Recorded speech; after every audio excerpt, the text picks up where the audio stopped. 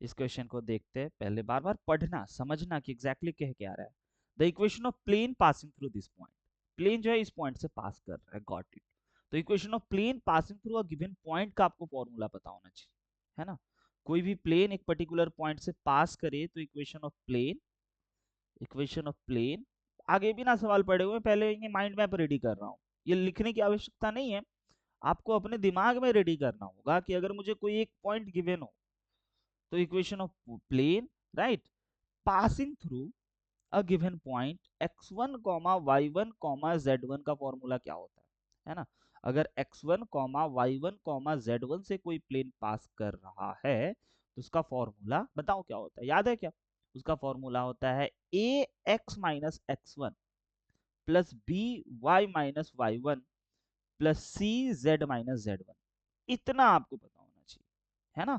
ये हो गया फॉर्मूला, ये हो गया कोर कॉन्सेप्ट। भले ही सवाल में यूज नहीं होगा लेकिन सवाल को पढ़ते ही आइडिया आना चाहिए कि मेरे को ये तो पता है और मेरे को ये x1 y1 और z1 इस क्वेश्चन में दे ही रखा है, राइट। मैं बिना सवाल आगे पढ़े हुए पहले इसका भी यूज कर लूं, यानी कि मेरा इक्वेशन ऑफ प्लेन हो गया a x minus x one, right. फिर b y minus y one, फिर c z minus z one. इतना तो हमने कर लिया पहले ही, राइट। तो कायदे से देखा जाए तो एक प्लेन का इक्वेशन तो आपको आ गया, लेकिन उसमें बस प्रॉब्लम है। प्रॉब्लम क्या है? प्रॉब्लम है, आप ध्यान से देखो तो प्रॉब्लम है ये ए, प्रॉब्लम है ये बी और प्रॉब्लम है ये सी। अगर कोई A B C B sir बता दे कान में, है ना, तो राइट ऑप्शन ही टिक कर लेंगे। तो ए बी सी को बताने के लिए आपको और भी तो इंफॉर्मेशन है ना। अब देखिए कह रहा है the equation of plane passing through this particular point, इस पॉइंट का हमने सारे पत्ते खोल दिए, and perpendicular to plane this and this. अब ये जो प्लेन है ना, ये इन दोनों के परपेंडिकुलर है, राइट। तो इन दोनों के जो परपेंडिकुलर होगा तो इस प्लेन का ये जो P3 है, जिस प्लेन का मैं इक्वेशन ढूंढ रहा हूं, तो P3 प्लेन का नॉर्मल वेक्टर क्या होगा? इन दोनों वेक्टर का क्रॉस प्रोडक्ट, है ना। एक प्लेन है ऐसा P1, एक प्लेन है ऐसा P2, दोनों का परपेंडिकुलर है ना। तो आप ये लिखोगे कि normal vector of P3, normal vector of P3। अब P3 कौन है आपको पता चला, जिस प्लेन का आप आंसर निकाल रहे हो, राइट ना। जिस प्लेन को आप जान रहे हो, जिस प्लेन का एक डमी इक्वेशन आपके पास आ चुका है, राइट ना, ए बी सी है उसमें। आंसर तो आ चुका है लेकिन आंसर में ए बी सी है। सिर्फ इसी फॉर्मूला से हमने आंसर ले आया लेकिन आंसर में ए बी सी है। अब ए बी सी को सॉल्व करने के लिए नॉर्मल वेक्टर ऑफ P3 क्या होगा?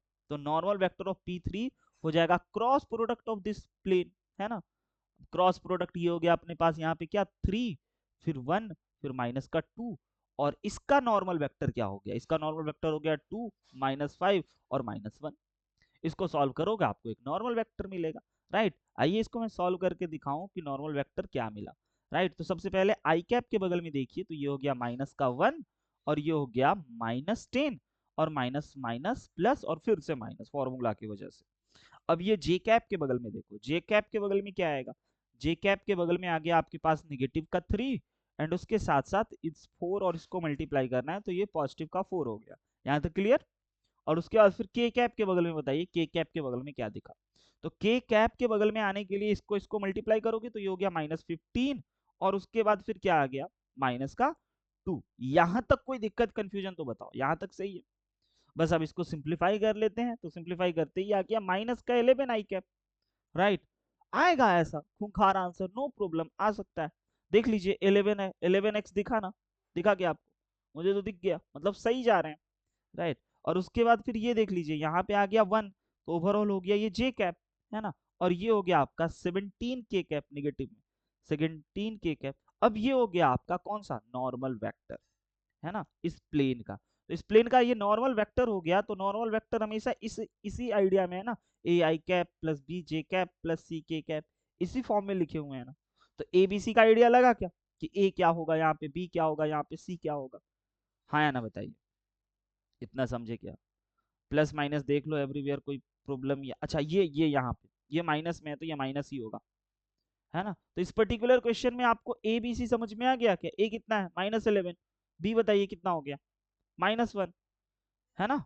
-1 दिखा? हेलो, बताओ।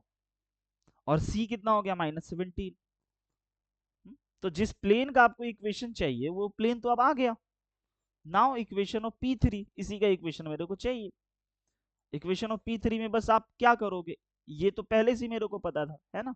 अब इसके जगह पे मैं a के जगह पे -11 पुट कर दूंगा, x -1, और b के जगह पे मैं क्या पुट कर लूंगा, -1, ये हो गया अपना y -2, है ना। और उसके बाद फिर c के जगह पे -17, तो ये हो गया क्या, z प्लस इज इक्वल 0। अब जब इस दोनों का मल्टीप्लीकेशन होगा तो ये माइनस का 11x क्रिएट होगा क्या, है या ना। माइनस का 11x क्रिएट होगा। अब देखिए 11x किसी में है कॉमन, नहीं है। एक और चेक कर लेते हैं, जिस दिन इसका इससे मल्टीप्लीकेशन होगा तो -y क्रिएट होगा, है ना। और जिस दिन इसका इससे मल्टीप्लीकेशन होगा वो उस दिन -17z क्रिएट होगा, है ना। अब देख लीजिए कि आपका x में -11, y में -1 और z में -1 किस में है, तो इकलौता ऑप्शन बी में है।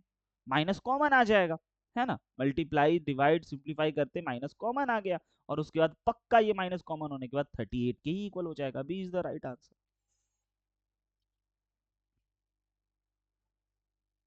क्या क्रॉस प्रोडक्ट में,